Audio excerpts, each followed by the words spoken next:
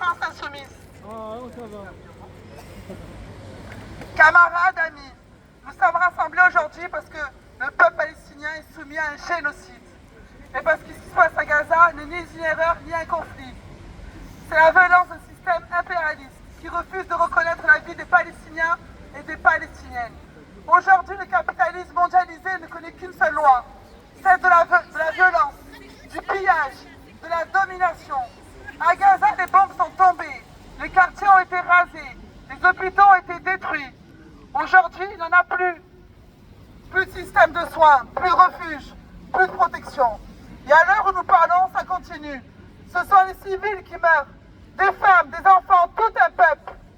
Et pendant ce temps-là, des moutons sont évacués hors du territoire. Des animaux sont protégés, déplacés, mis à l'abri, pendant que des enfants restent sous les bombes, sans eau, sans nourriture, sans soins. Voilà la réalité de ce système. On protège le bétail et on laisse mourir un peuple. Mais ce qui se passe en Palestine n'est pas isolé. C'est la même chose, c'est la même logique de guerre et de domination qui s'exprime partout dans le monde. Regardez le monde aujourd'hui. Au Venezuela, un pays est agressé pour ses ressources, parce qu'un peuple refuse de se soumettre. Au Groenland, on parle d'annexion, comme en temps des colonies, comme si les territoires et les peuples étaient des marchandises.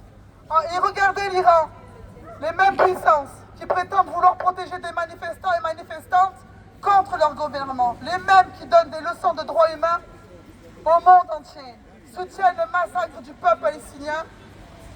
Ils disent défendre la liberté en Iran, mais ils bombardent Gaza.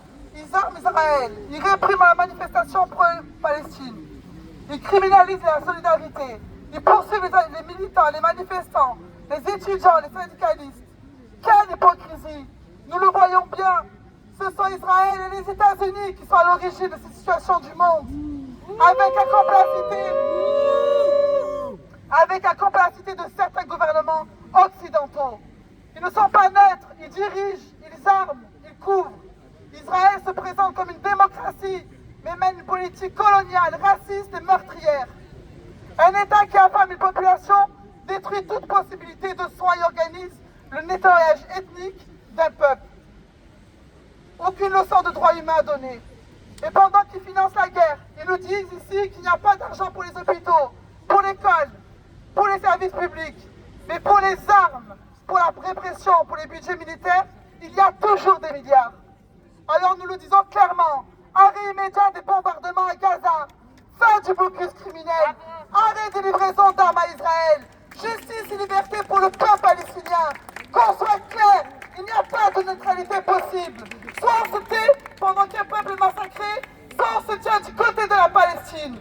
Soit on accepte les guerres impérialistes, soit on les combat. Nous avons choisi notre camp, pas celui des États impérialistes, pas celui des marchands d'armes, pas celui des gouvernements complices. Notre camp, c'est celui des peuples, celui de la Palestine, celui de la résistance. Ils peuvent bombarder, réprimer, censurer, ils ne feront jamais taire la solidarité. La Palestine vivra, la Palestine vaincra. La Palestine! Merci à tous.